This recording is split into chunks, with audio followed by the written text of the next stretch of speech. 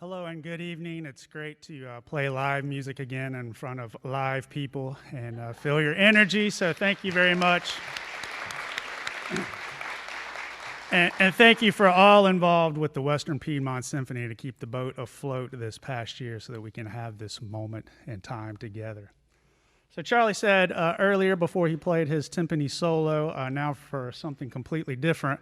Well, now it's time for something really different. We are the Worldwide Acoustic Quartet, and we mainly came together over the love of some unusual instruments and our listening experiences and travels from around the world. Now, we all are classical musicians. Most of us play with the Western Piedmont Symphony, and we all dabble in that.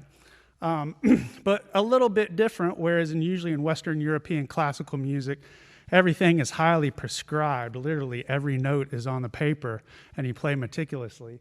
Some of what we do tonight, we're not sure where the notes are coming from, or none of it's pre-planned. As far as our background's concerned, we put a little form to it. We've also put some Western harmonies underneath melodies, mainly folk songs, and I will be singing those as well, because songs are sung, but folk melodies, which was not unusual with Western European classical artists at the end of the 1800s and into the 1900s, a movement of nationalism and picking music that recognized your country. Bela Bartok stands out to me as a percussionist. Aaron Copland, right? We know several of his melodies that give us the idea of the American West. So if we use anything for our process, it's these melodies. And tonight, we've decided to choose some melodies from Cuba, from the Santeria tradition. Santeria is almost parallel to Greek mythology. So if you're familiar with that at all, I think almost everyone's seen Disney's Hercules before, right? Knows about Zeus and Aphrodite and so forth. So Orishaism is very similar to, instead of gods and demigods, they have Orishas that are personifications of our attempts to understand the world. I call them characters. They're part of the folklore and the mythology. So the songs are on various subjects, but always in recognition of who you're calling forth. So they're incantations and recognitions in that sense. And a lot of these Orishas move in pairs or trios, so we're going to choose to do a trio tonight. Particularly September is kind of a wet season before we move into fall. A little bit different this year. It's a bit drier, so we'll see after our performance tonight if it might rain some more afterwards. Because we will be giving recognition to Osun, which is similar to Aphrodite or Venus in the Greek pantheon. This is her instrument, typically, right? The Hickory, and it's also a water gourd, so when times are dry, you might sing a song for Osun. She's associated with fertility and water. She's very giving. So a lot of songs have to do with, well, Orisha gives all the time. Maybe if I can be like her, I can give as well. So lots of songs about charity and so forth. Ours is a little bit more lighthearted. She's married to Ogun, who's similar to Hephaestus or Vulcan in Greek mythology, and he's the creator of iron and uses metals from the earth and makes little bracelets and jewelry for Osun because she is the goddess of beauty after all. So the song we'll sing tonight is very lighthearted in that case, just saying she likes all these little jewelry and trinkets and so forth.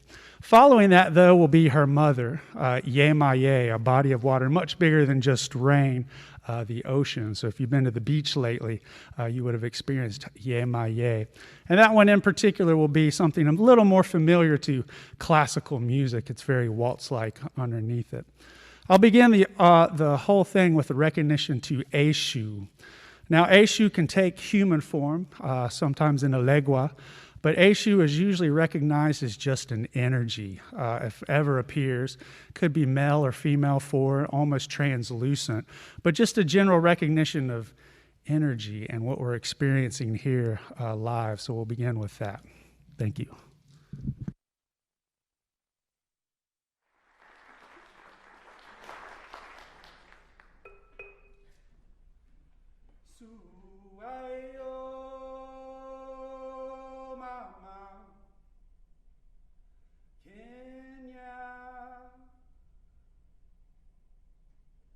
Eshu dara Kenya wo suayo mama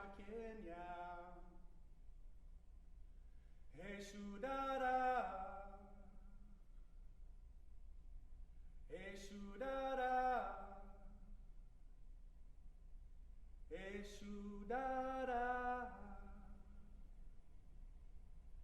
Kenyawo.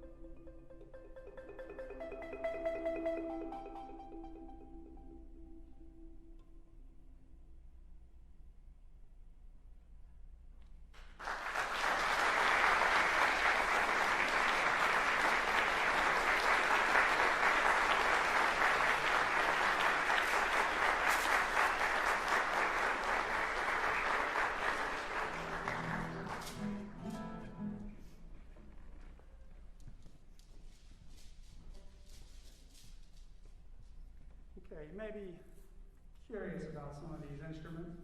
We saw Charlie play a metal drum earlier, and here we are again, more metal, this time made out of steel or steel alloy. There's a fantastic story about this, so if you stick around and say, hey, I'd love to tell you about it. I worked with Ellie Manette, and Charlie's met him as well, who was responsible for bringing this instrument into the United States, originally in schools up in New York. So these are steel pans from Trinidad and Tobago, and Charlie's playing double seconds, all the chromatic scales. Ellie grew up listening to Western classical European music and incorporating his music and so forth, as well as the tunings of the pans. Justin Butler on guitar this evening and also running the lower strings so we can help us out on bass, but he's also an excellent bassist as well, plays. And then Maria Kindt, also of our Western Piedmont Symphony, playing a violin. Sometimes when you catch us out of here, you may see her on the violin or electric violin as well, but a beautiful sound on the viola this evening. And then I was playing the balafon. I said this evening I was going out to the bars on my Facebook page, which got a few laughs. But they're keyboard instruments, and they comprise of wooden bars, and the instrument I played tonight was the grandfather of all the instruments that you see in the orchestra. It's called Bala, B-A-L-A, and my teacher, Abu Sila, is from Conakry, Guinea. He lives amongst the Susu people, which I also studied their drumming traditions and singing quite a bit. But in their tradition, they do have a balafon. It's all the white keys on a piano, so I can basically play in tune with people. My A vibrates at 440 beats per second.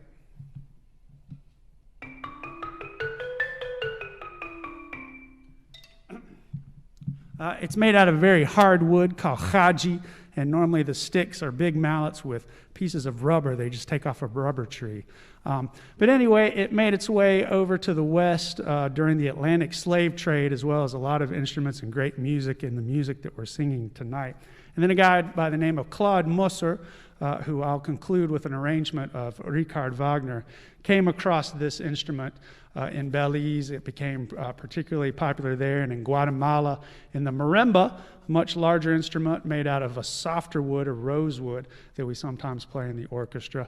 But probably the closest to it, and sometimes this is called balafon, like a xylophone, is what we have here. And one of our new instruments I'm really excited to play, also made out of rosewood, and a wood that's just about as hard, if not harder. And the difference is it's chromatic, so we've got some of the all the notes that we can play, and that's why you usually find it in the orchestra. He modeled this instrument on what he was more familiar with, where he came from. So I thought it was fun to wheel out the xylophone. You always think of it as a kid's instrument too. When you hear the sound, it's real light and tinkly. So we're going to do Korikoto, which is also in this family of water orishas. Now, Korikoto is the guardian of the river and children. Normally, if you've got a bunch of kids playing and you're keeping an eye on them and so forth, you might ask for Korikoto to come and help, and I can imagine if it was a real person, it'd be real character, you know, and hang out with them. But also seen in the river, just like kids, they're constantly playing and interweaving in and out of each other. Most of his music is very much indicative of that.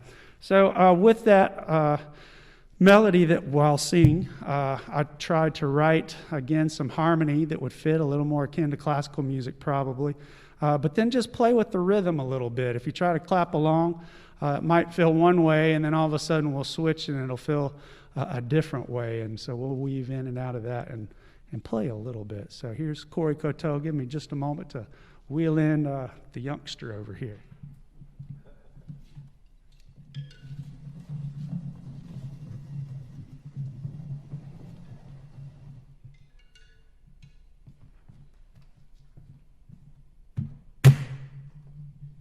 You got to put brakes on so it doesn't run away. Kids these days, right?